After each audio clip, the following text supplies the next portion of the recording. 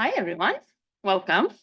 I am very excited and a little bit sad, but mostly excited to introduce to everyone the phenomenal Maggie Li, who will be defending her dissertation today. Maggie graduated from Berkeley in 2009, and I have to read it because she graduated with high distinctions and honors in her bachelor's, both bachelors of science and arts, in geography and conservation and resource studies from UC Berkeley before joining our department in 2019. She started her rotation first with Joan, working on earthquakes and pregnancy outcomes before joining Anna and me.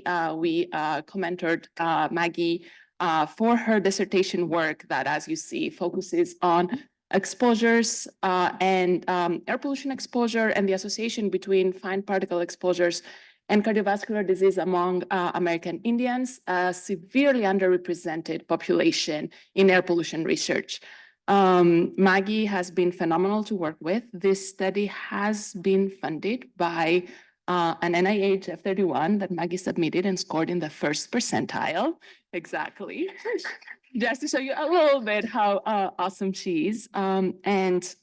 She has been prolific during her PhD. She's already published 6 papers. 2 of those are first author, and the third one is ready to hit the button. She's extremely passionate about her work, and she's a lovely person to work with. So without further ado, she will now show you how amazing she is. Thank you, Marianthi, for that wonderful introduction. I'm really excited to be here with all of you today. Thanks for joining. And I'll be presenting my work under the advisorships of Drs. Marianthi Kiyomortsoglu and Anna Navas-Asian, entitled Particulate Air Pollution and Effects on Cardiovascular Disease in American Indian Communities. So I'd like to start off by taking a few moments to acknowledge the land we're on and the space we occupy as Columbia students, faculty, staff, and affiliates. We owe our existence and vitality to those before us who contributed their hopes, dreams, and energy to making the energy that's led to this moment. We are gathered on the occupied and unceded land of the Lenape peoples. I ask you to join me in acknowledging the Lenape communities, their elders, both past and present, their descendants, as well as future generations. Columbia University was founded upon the exclusion and erasure of many indigenous peoples. We as individual researchers and members of this community must hold ourselves and our institutions accountable for doing the work towards dismantling the legacies of settler colonialism, violence, slavery, displacement, and migration through ongoing education and responsible representation. And I'm really grateful to have received all the wonderful training and guidance I've gotten at Columbia from many faces here in the audience, and the work I'm about to present on would not have been possible without the historical efforts in environmental research and activism led by primarily Black, Indigenous, and people of color before me. So to lay the foundation for this work, I wanted to introduce our underlying motivation that's guided this research.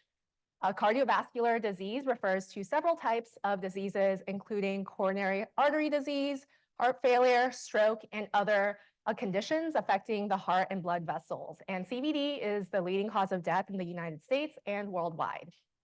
Studies have shown that certain racial and ethnic groups are at particularly higher risk, including American Indians.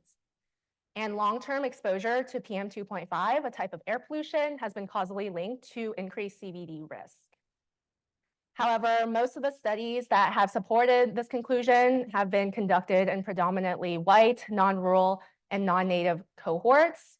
And there's currently this lack of representation of Indigenous communities in quantifying air pollution and its burdens on CVD that can really influence regulation and policymaking to improve public health outcomes among tribal nations. And so all of this lack of understanding surrounding air pollution levels and the associated health risks among Indigenous populations drive our overarching goal, which is to characterize PM2.5 air pollution concentrations and evaluate associations with cardiovascular disease among American Indian communities. So to give a general overview of our presentation today, I'll start with some background, followed by some findings from our county level analyses of PM2.5 across the contiguous US. I'll then dive into our findings from PM2.5 and CVD in the Strong Heart study and finish off with some overall conclusions and future directions. So I wanted to clear up that I'll be using AI as an abbreviation for American Indian throughout the presentation, not artificial intelligence, to avoid any confusion. American Indian communities have dealt with a long history of environmental pollution occurring on reservations, and one key concern has been air quality. And in 2002, the Environmental Protection Agency reported that 83 federally recognized tribes lived in areas with high levels of air pollution, demonstrating this as a really widespread issue across many tribal communities in the country. And a report in 2018 by the Clean Air Task Force found that American Indian communities were 2 to 42 times more likely to live near an oil and gas development compared to the total population in the states of North Dakota, Utah, and New Mexico. This is also a key environmental justice concern, as industries have historically targeted tribal communities on reservations given their rich mineral resources and quite flexible regulatory policies given the tribal status as semi-sovereign states.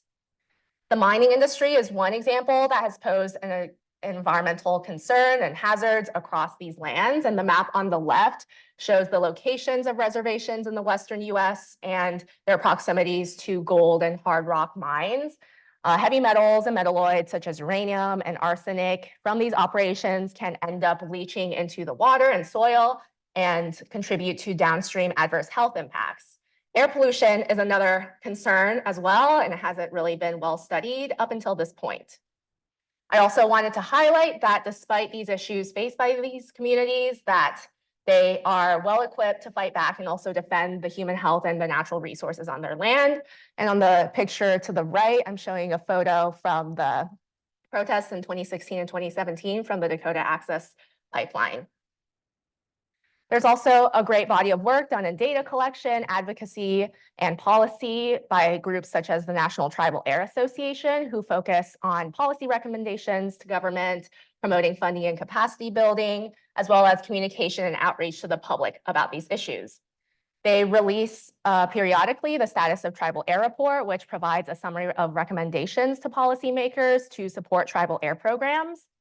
They were also awarded the Clean Air Excellence Award by the EPA a few years back for their work done in this area. So there's a great deal of work being done in activism, data collection, and advocacy by tribes, and they're well aware of these issues. But the research really driving greater protective policy change is quite limited. And just to highlight this further, the Clean Air Act only provides around $12.5 million in funding per year for tribal air programs, but a baseline needs assessment by the NTAA found a much higher need actually to support these programs and initiatives. So now to give folks a bit more background and context surrounding regulatory policy for PM 2.5, the US EPA sets the NAAQS for the 6 criteria air pollutants, including PM 2.5. And below, I'm showing a table of the current daily and annual NAAQS for PM 2.5 as of February of this year. And these standards are reviewed and revised periodically based on new scientific studies. But currently, as we mentioned, there is a limited research body on exposure and health impacts of air pollution in Native communities. And this lack of understanding really limits the ability for the NAAQS to be all-encompassing of people and protect the health of everyone, particularly more socially disadvantaged groups. So how can we ensure that the NAAQS is set to protect everyone? So for us, we want to help contribute to this effort by conducting more research and assess air pollution and health effects in tribal and Native populations. And we started out by doing so in our county level analyses of PM 2.5. And for these 2 projects, our study objectives were to compare annual concentrations of total PM 2.5 and PM 2.5 components between American Indian and non-American Indian communities. And for our first project, our research question was, what are the differences in total ambient PM 2.5 concentrations in American Indian and non-American Indian communities? And our hypotheses were that mean concentrations would be higher in American Indian communities compared to non-American Indian communities of comparable socioeconomic status and population density. And given that trends in PM 2.5 over time have been declining in recent decades, we also hypothesized that these trends would be differential in American Indian versus non-American Indian communities. And for our data sources, we looked at a study period between 2000 and 2018 for total PM 2.5 and 2000 and 2017 for our components. We used estimates from a satellite-based chemical transport model for annual PM 2.5 concentrations. And we used county and federally recognized tribal entity shapefiles, as well as sociodemographic variables from the US Census. And finally, we restricted our analyses to the 48 contiguous states and DC for a total of 3,108 counties. So in order to compare PM 2.5 concentrations between American Indian and non-American Indian populated counties, we had to develop an approach to classifying counties, as there wasn't one existing before we started. So we did so by using a three-pronged classification scheme. The definitions included whether or not a county had a greater than 5% American Indian or Alaska Native population reported in the 2010 census, whether they were previously classified as a rural American Indian county cluster, and whether they were previously classified as a federally recognized, or whether they had a greater than 20% areal overlap with a federally recognized tribal entity. So that includes federally recognized tribal reservations, off-reservation trust lands, and Oklahoma statistical tribal areas. The map below shows the locations of these counties. You can see that most of them are in the western and central US, and they're color-coded by the different classification definitions that they fit into, as well as whether they fit into multiple definitions. So a good number of them fit into at least two or more definitions, for a total of 199 study counties that were classified as being American Indian populated. We incorporated a space-time panel approach, also known as ecological time series, and we ran linear mixed effects models. Our unit of analysis was the county year, and our response variables were PM 2.5, total PM 2.5, and PM 2.5 components, and running separate models. We included random intercept by state and nested random intercepts for counties within states. And our binary variable of interest was that classification that I showed previously in the map, whether a county was classified as being American Indian populated.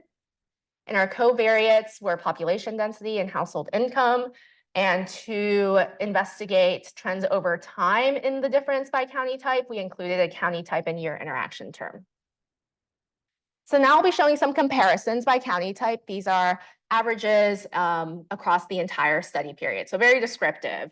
And we see that in American Indian populated counties, around 6% of them were classified out of the total study population, county size. The American Indian Alaska Native population in these counties was around 18%, somewhat lower PM 2.5 levels on average across the study period, and much lower population density and somewhat lower median household income levels. So when we looked at difference in concentrations on average across the study period, we did note significantly lower concentrations in American Indian populated counties. But what about trends over time? So across our study period between 2000 and 2018, when we examined the mean difference in total PM 2.5 between American Indian and non-American Indian populated counties, the zero is no difference by county type. We see that at the beginning, around baseline and through the first few years of our study, concentrations were significantly lower in these counties on average. But after around 2012 or so, concentrations became significantly higher in American Indian populated counties. And so now to tie it back to our hypotheses, again, across the study period, on average, between 2000 and 2018, mean concentrations of total PM 2.5 were lower in American Indian populated counties compared to other counties in our study. However, the trends were differential over time by county type. We saw lower levels in the beginning of the study period in American Indian populated counties, but this difference decreased over time, and after around 2012, concentrations were actually higher in American Indian populated counties. So now we have these findings for total PM 2.5, but we're also interested in what components could be driving these findings. And so PM 2.5 itself is an environmental mixture of many different solid and liquid elements and compounds. And in examining the different components, we chose to focus on the 6 that contribute the most to total PM 2.5 mass. So they include black carbon, which mainly originates from the incomplete combustion of fossil fuels and biomass, ammonium and nitrate, which originate mainly from agricultural sources, organic matter, which also sourced from combustion and biomass burning, sulfate, which comes from refineries, power plants, and other industrial facilities, and finally soil and mineral dust, which is a result of wind erosion of exposed soils in different landscapes. And here I'm showing a graph of the model data that we use for components between 2000 and 2017, and the different colors symbolize the total concentrations of these components and their contributions to total PM2.5 mass. So in this graph, you can see that certain components such as organic matter and sulfate contribute a lot more relatively than some of the other components. So since we're interested, again, in what could be driving our findings in total PM2.5, we wanted to investigate the following research question regarding PM2.5 components. What are the differences in the 6 PM2.5 components contributing the most to total PM2.5 mass listed here in American Indian and non-American Indian communities? And our hypotheses, based on our first study, we found across the study period, concentrations were lower. So we also hypothesized that mean component concentrations would be lower on average in American Indian populated counties compared to other comparable counties, and that trends over time would also be differential for certain components, namely sulfate, organic matter, and soil. And again, to show some descriptive summary statistics by county type, we use the same classification scheme for the number of American Indian populated counties. And across all 6 components, we saw that for most of them, concentrations were somewhat lower in American Indian populated counties. Soil, it was a little bit higher. And similarly, from the first paper, population density was much lower and somewhat lower household income in these counties. And so when we looked at the average differences across the entire study period, we do see again that concentrations were significantly lower in American Indian populated counties on average. However, examining trends over time, we see differences by components. So for ammonium and sulfate across the study period of 2000 to 2017, we see again that the difference by county type was very negative, so significantly lower in American Indian populated counties, but this gap shrank over time, and after around 2012, for ammonium and sulfate, we see that concentrations became significantly higher in American Indian populated counties. And in comparison, nitrate was significantly lower across the entire study period in American Indian populated counties. And then for our other 3 components, black carbon, organic matter, and soil, we see not too much difference by county type or somewhat inconsistent patterns in the trends and differences over time by county type. And so now to tie it back to our hypotheses for this project, we did see lower concentrations of all our components on average across the entire study period in American Indian populated counties compared to other counties in our study. And when we looked at the trends over time by components, we did see some differences. So sulfate and ammonium, similar to total PM2.5, these concentrations were significantly lower at baseline in American Indian populated counties and became higher after around 2012 through the end of the study period of 2017.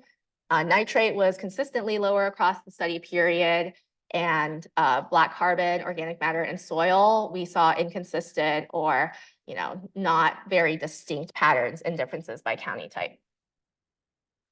So now to tie it all back, what do these findings suggest? The steeper declines in PM2.5 that we saw in non-American Indian populated counties are possibly contributing to the lower levels of total PM2.5 in American Indian populated counties, especially at baseline. But then we do see over time this difference shrinking and concentrations becoming on average higher in the more recent years in the study.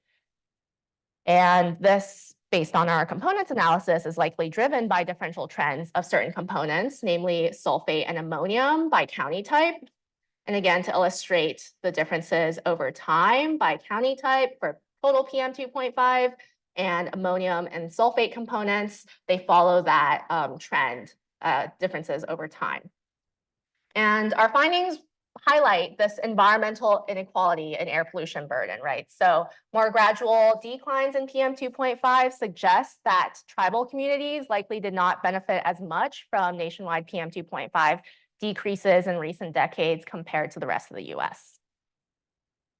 So now I'll be transitioning into talking a bit more about the health effects, tying that all into why this is a really important area to study.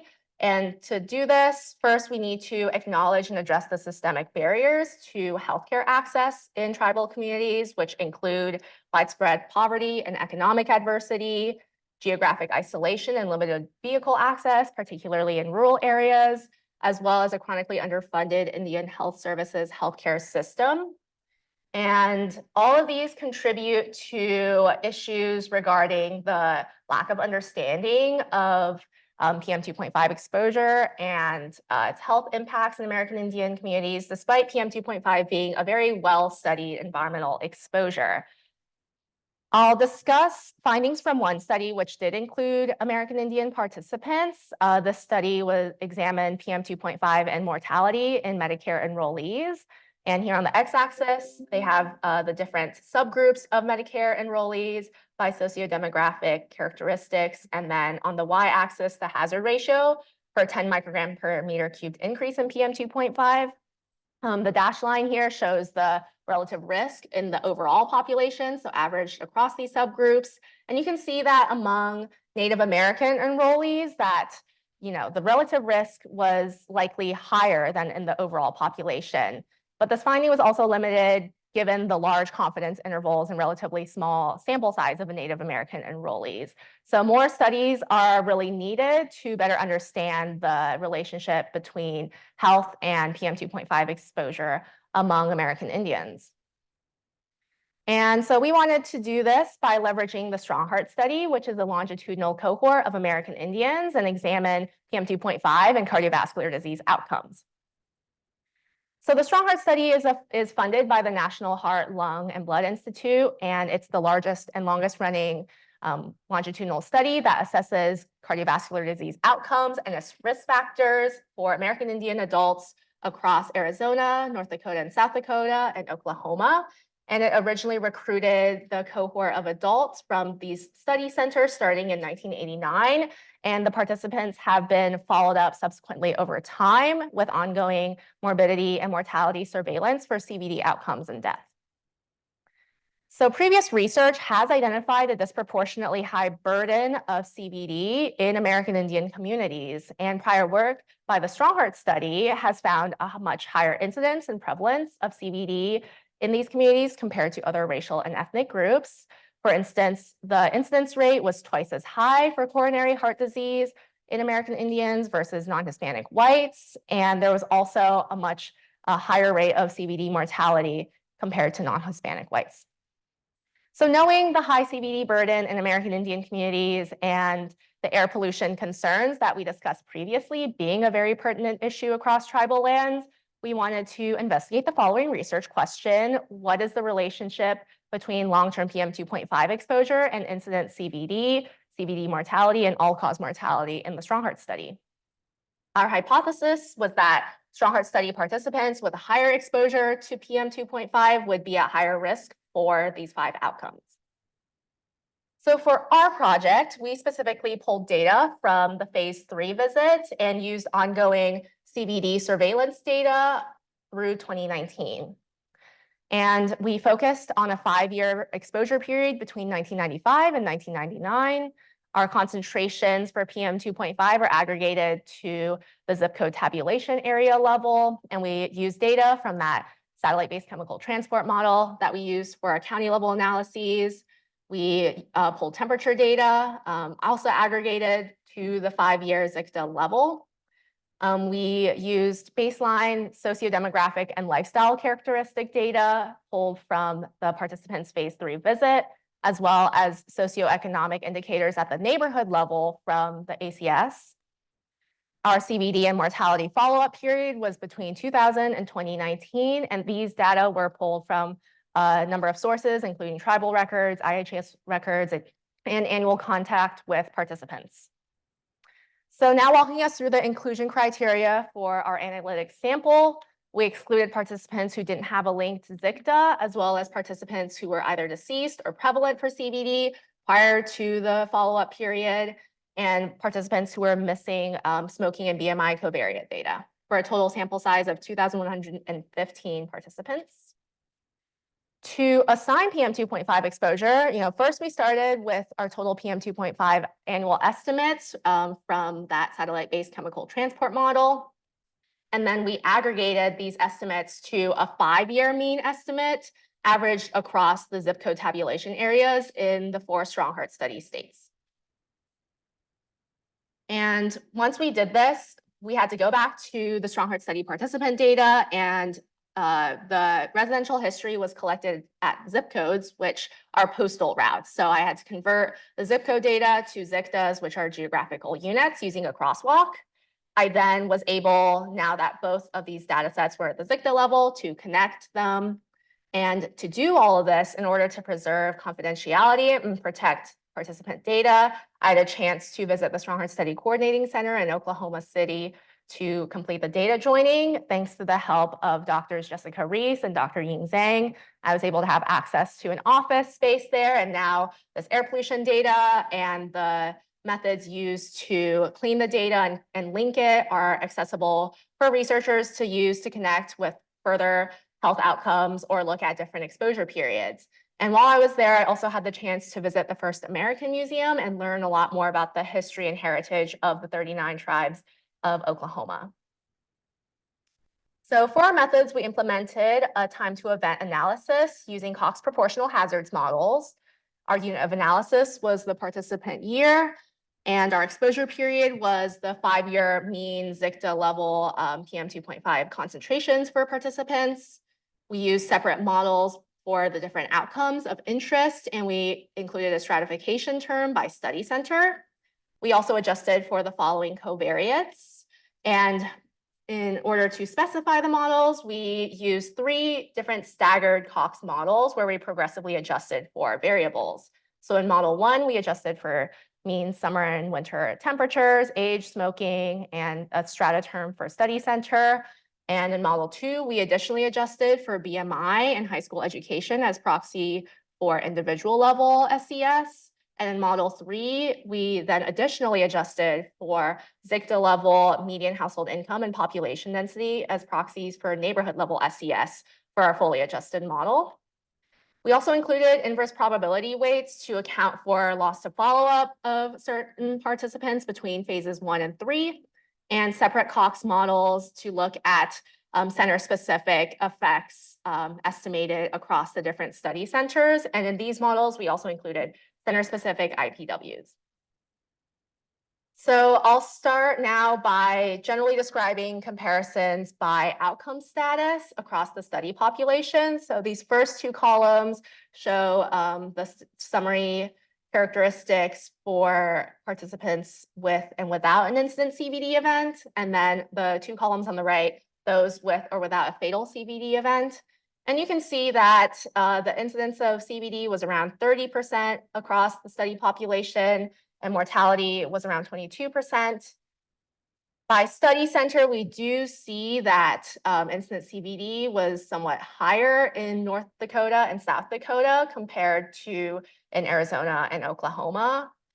And participants with CVD were more likely to have a less than high school or high school equivalent education compared to those without. And BMI was somewhat higher on those with incident CVD than those without. Moving on, participants with CVD were more likely to be current or past smokers. The median household income and population density in these participants' areas were more likely to be lower in those with CVD, and somewhat lower PM2.5 exposures estimated, and mean summer and winter average temperatures in those with CVD.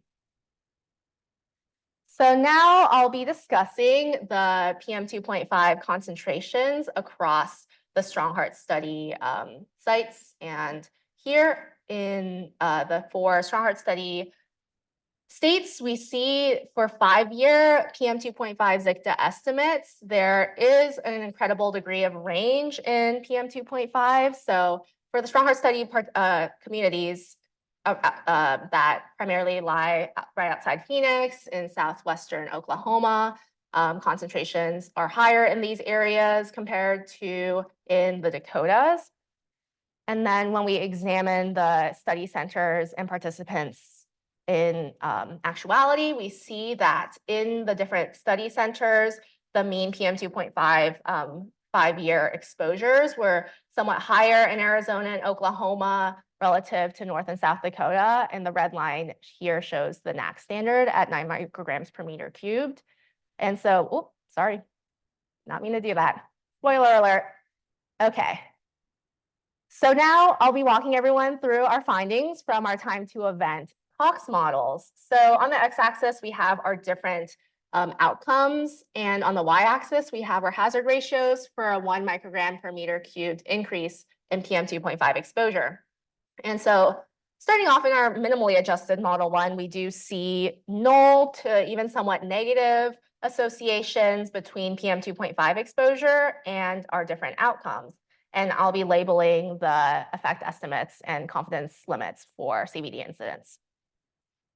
Next, once we adjusted for BMI and high school education level, we do see a bit of an upward shift in these estimates, becoming more positive and more attenuated across the different outcomes. And then when we finally ran our model 3, that additionally adjusted for those neighborhood level socioeconomic status indicators, we do see an even greater upward shift in our effect estimates and a widening in the confidence limits. So you can see that there are some elevated associations now between PM2.5 exposure and the different outcomes, and especially for CVD incidents, which I've labeled here. And now, what did we find when we looked at each study center specifically? So again, the different outcomes are presented here. The hazard ratios, these are the model 3 findings from the previous slide. They just look a little different given the difference in scale on the y-axis now. So looking at each study center, we have the different colors and symbols representing each of the effect estimates from the study centers. So for CHD incidents and CVD incidents, we do see higher associations for Arizona and much more attenuated and somewhat null associations in Oklahoma and North Dakota and South Dakota. Moving on to CHD mortality and CVD mortality, we do see a lot wider confidence intervals for Arizona and the Dakotas, and then somewhat higher, actually, effects estimated in the Oklahoma Study Center compared to for CHD and CVD incidents. And then finally, for all-cause mortality, we do see the tightest confidence limits and mostly positive associations, although they were not significant for Oklahoma and in the Dakotas. So now to summarize all of our findings, again, across all study centers, we see overall to somewhat small elevated risks associated with PM2.5 exposure. Specifically, once we adjusted for the ZICTA level SES indicators, we saw more positive relative risks. And then once we looked at each study center specifically, we do note some differences. So we saw more elevated risks of incident CHD, CVD, and all-cause mortality in Arizona, but with wider confidence intervals for CHD and CVD mortality. And this is likely attributable to the small sample sizes and case sizes in the study center. In Oklahoma, we saw mostly null associations and somewhat elevated associations for CVD mortality. And across all outcomes for North Dakota and South Dakota, we saw pretty null associations and very wide confidence intervals. So now I'll be talking a bit about other studies and placing our findings in the context of what's been done looking at PM2.5 exposure and cardiovascular disease outcomes. So in a recently published meta-analysis examining the relative risk of ischemic heart disease, which is coronary heart disease, for a 10 microgram per meter cubed increase in PM2.5, the relative risk was 1.23. So we want to rescale that to the scale of our analysis, which was per 1 microgram per meter cubed increase. So that effect estimate was 1.02. For a reminder, our relative risk for CHD mortality was 1.05, so a bit higher, but you can also see that the confidence intervals are much, much wider. And this is really unsurprising given the relatively smaller sample size of strong heart study participants in total compared to the total participants that were included in this meta-analysis. So the exposure levels in our study range from around 4 to a little under 13 micrograms per meter cubed, which was much lower than the national average, which in 2000 was around 13.5 micrograms per meter cubed, and the 10th percentile was around 8 micrograms per meter cubed. But despite the lower relative exposure levels across strong heart study participants, we did note elevated risks of certain outcomes across certain study centers, which supports claims of adverse effects of PM2.5 on CVD risk, even at levels well below regulatory standards set at the time. Most of the studies done on low exposures in large study populations were conducted in Canada. And on the right, I'm showing the proposed exposure response curves from these studies. So you can see it reflects a superlinear relationship with steeper increases in risk at lower concentrations and less steep and some leveling off at higher relative concentrations. And our study provides greater evidence of this relationship now in the United States. So there are a number of study limitations to our work, the first of which include a pretty limited variability in our PM2.5 exposures estimated across participants, particularly in North Dakota and South Dakota, where the total range was less than 2 micrograms per meter cubed. We had relatively small sample sizes as shown and case sizes for certain outcomes, particularly in the Arizona Study Center. We assigned PM2.5 exposure based on the only available zip code address that was collected, and there may have been considerable variability within each of the zip code tabulation areas from local sources. And finally, because we looked at the exposure period between 1995 and 1999, I want to acknowledge the limited ground monitoring that was available at the time, which may have affected the predictive accuracy of our exposure estimates. There was also not really updated residential history data collected in the study phases directly following phase 3, so we weren't able to look at that exposure period based on updated addresses. So now tying it all back to overall conclusions and where we hope this research goes in the future. To summarize from our first projects on annual PM2.5 concentrations at the county level, we do see that these concentrations became higher over time in American Indian populated counties.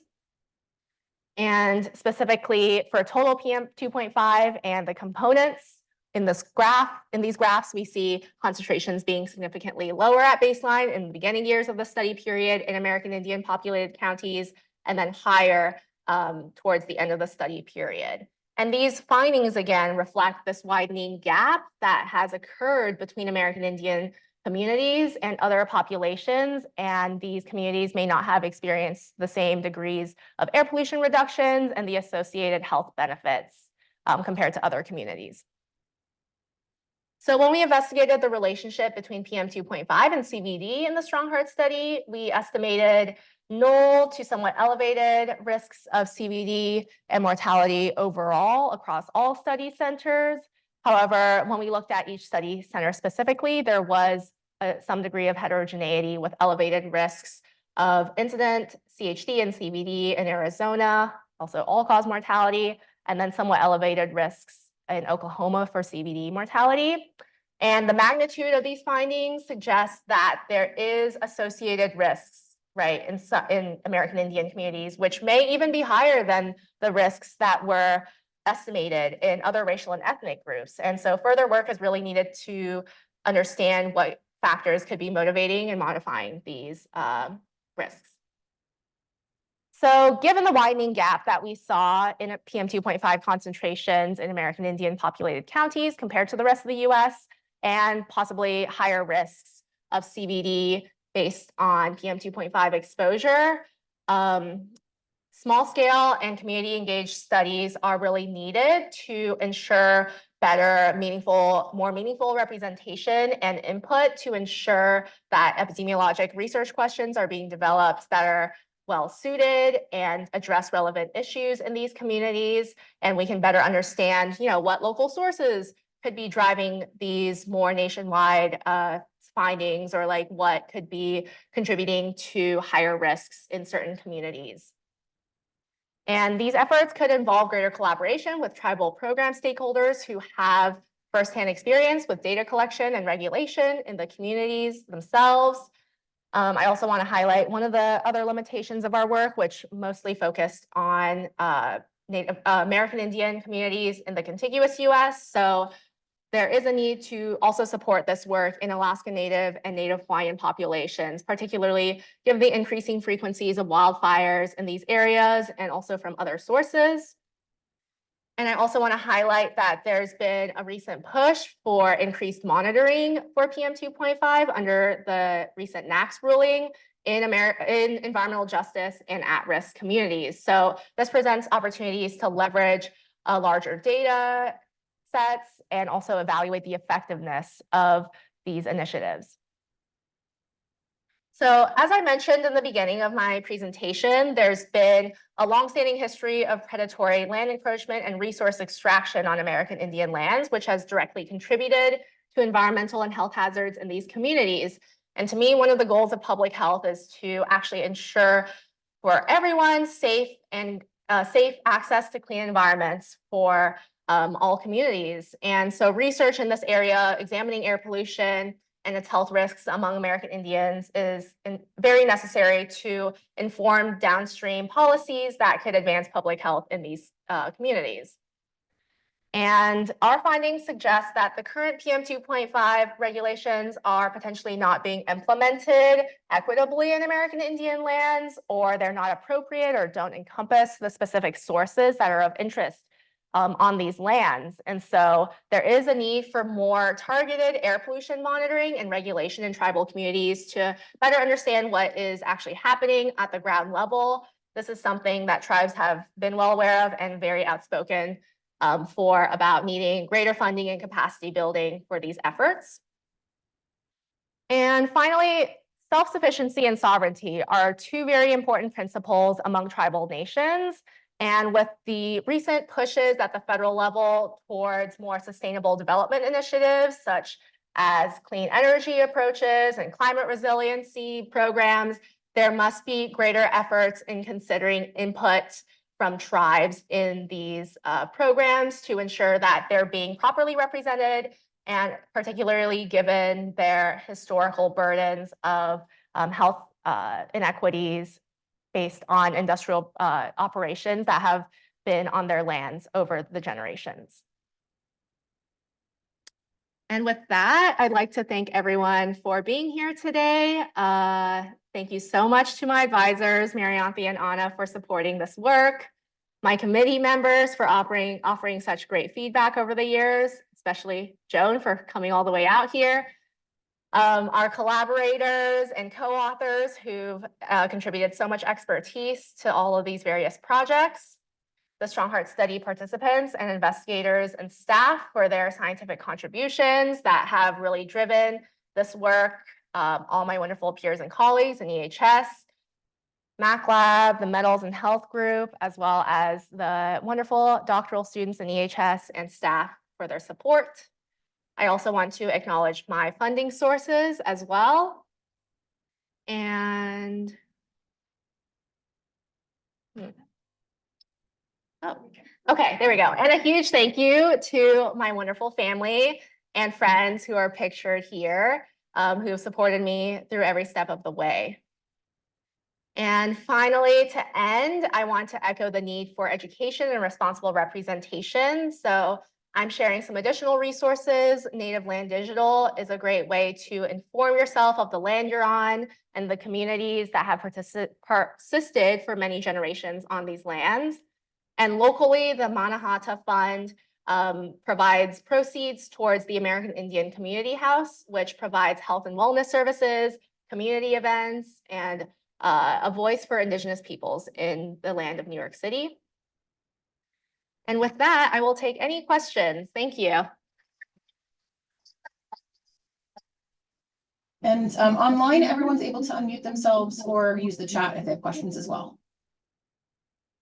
Oh, sorry, we didn't hear that, Nina. What's everyone can, if they need or want to, they can unmute themselves or use the chat for online.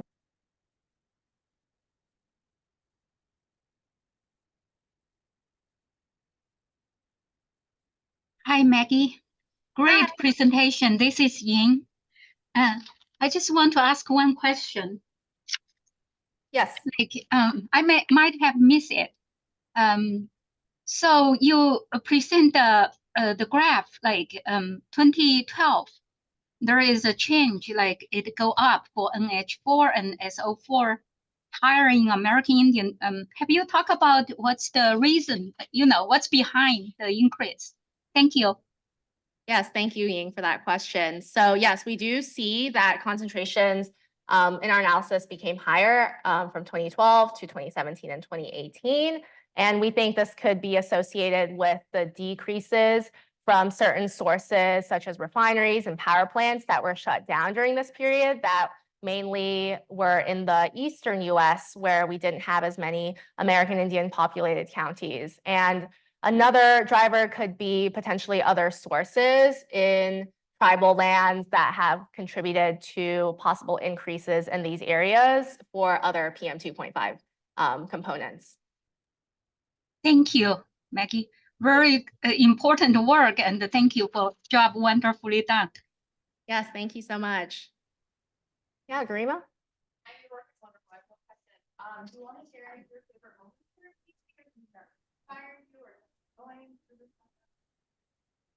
Oh my gosh, there's been so many moments.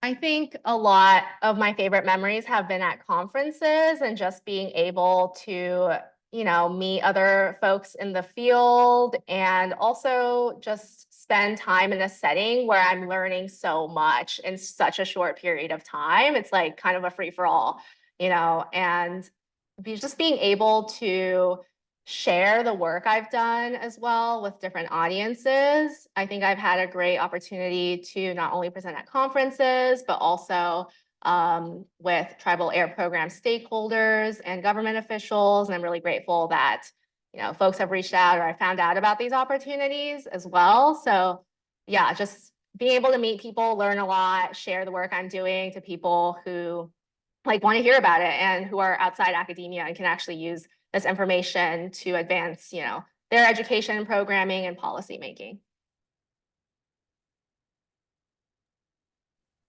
Hey, Maggie. Oh, I yes. don't know if you can hear me. Yes. Nice to see you. It's been 8 years or something, but really excited to see you at this point. This man, sorry, I cannot see the, yeah, this where is Van. this? Yeah. Sorry, I don't know how to close this. And Anyway, you can unshare. There you go. You don't need to look at me, but I do have a question for you.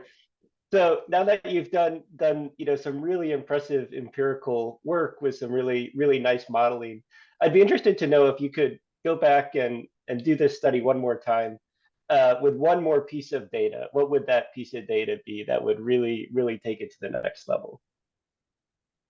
Yeah, a lot has happened since I, first worked on, especially my first project from 2019 to 2022, and there have been better or more detailed data sets specifically for PM 2.5 components and more toxic, metals and trace metal components.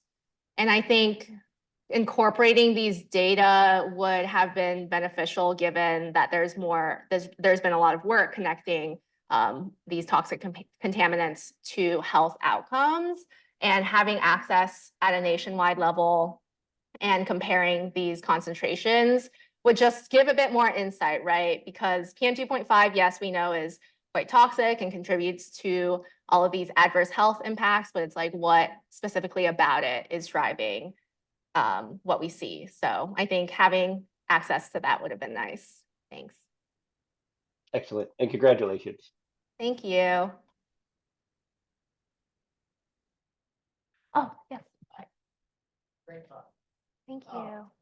So, can you place in context the change over time, the overall change?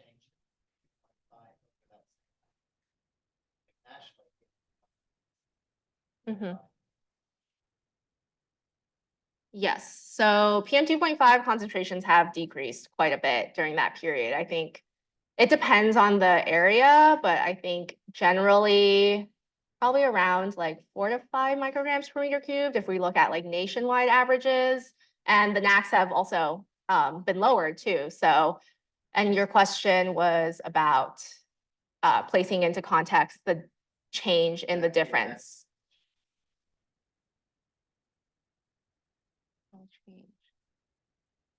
Mhm. Yes. Yeah. Yes. And you saw 0.6.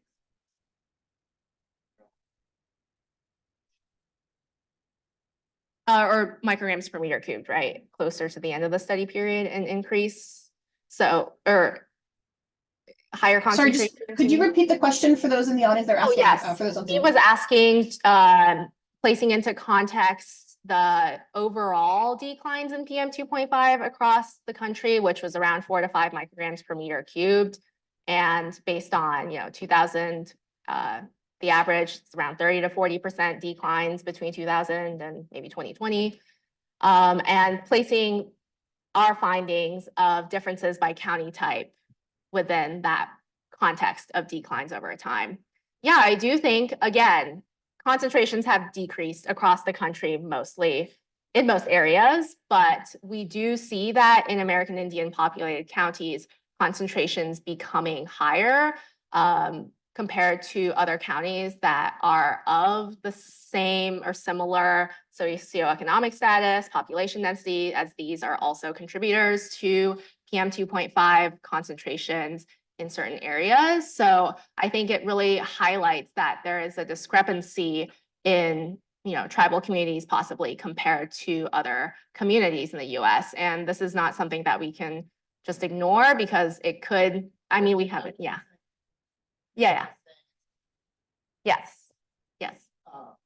And then you saw this much larger, actually significant finding for Arizona. Mm-hmm. And that's an association. And you hinted that maybe a metal or you have some ideas what you look at that might help explain that. What about just a totally different? Well, it's not totally different. What about PM10? PM10 is very different. That of compliance. Could that association that you're seeing in PM 2.5 really be driven by PM10, even though it's coarser and it doesn't get in the lungs as deep? There have always been association studies with PM10, which is why it's the standard. Yeah. And so I just throw it out as an idea because that really struck me. Arizona was so strong and so significant compared to the others. It's not really a question, it's really just. Yeah, and that's actually part of what we want to do next is looking at PM 2.5 components. Oh, sorry, the question or comment that we had in the room was around the center-specific effect estimates that we saw, specifically much higher associations in Arizona. What could be driving this? Could it be possibly PM10, coarser particulate matter? And we do plan on looking at components because the composition across these very different geographic areas are quite different. And yeah, I think PM 2.5 could also, or PM 10 could also be interesting to look at as well.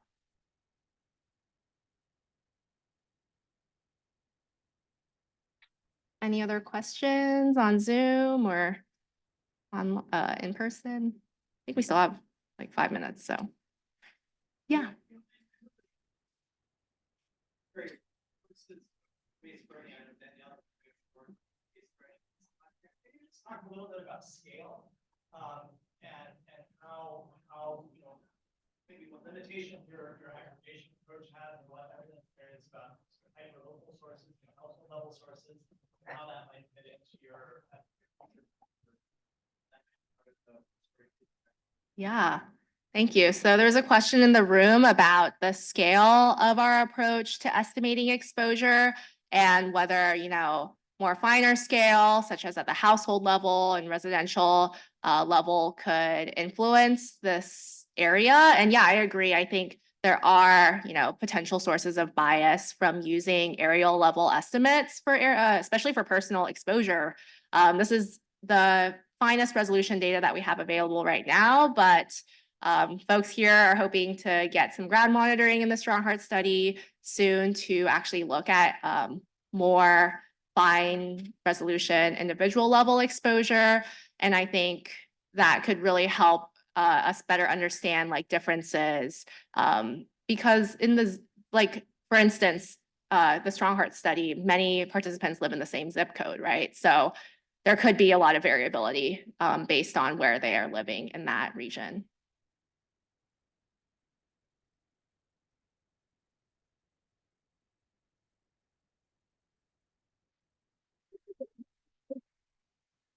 Thank you.